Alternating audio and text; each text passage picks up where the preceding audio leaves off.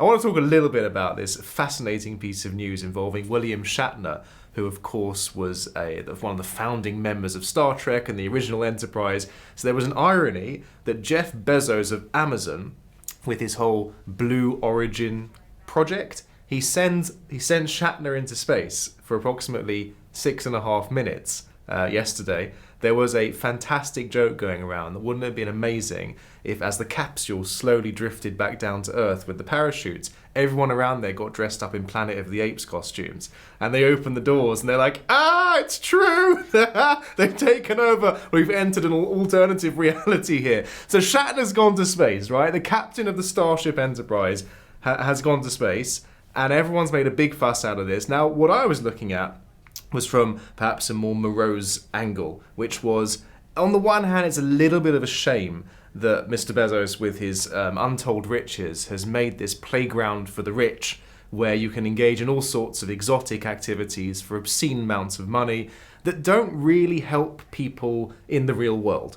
So yeah, it's nice to get in a spaceship, and we'll discuss the carbon emissions another time. You go up and you come back down again, you see the Earth, and nothing's changed, and no one's been helped.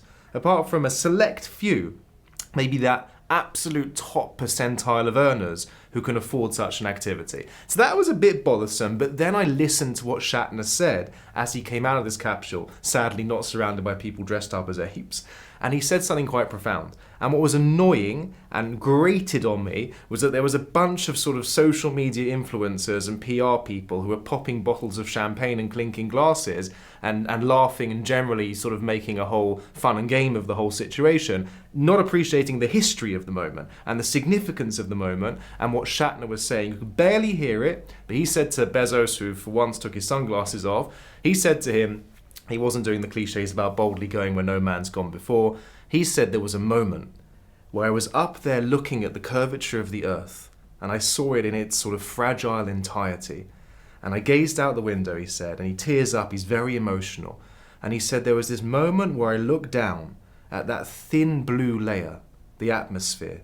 And he said it struck me, this is a 90-year-old man, famous actor, he said it struck me for the first time in my life, despite everything I've achieved and accomplished, the fragility of life itself.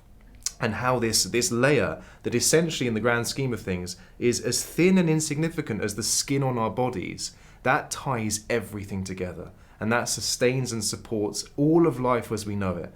And he said that was a profoundly humbling experience, and he found it incredibly moving. And for me, it resonated. And I found myself wondering, maybe one day I'll have enough money to go in one of Bezos' toys up to space and back down again, or maybe Branson will get there first.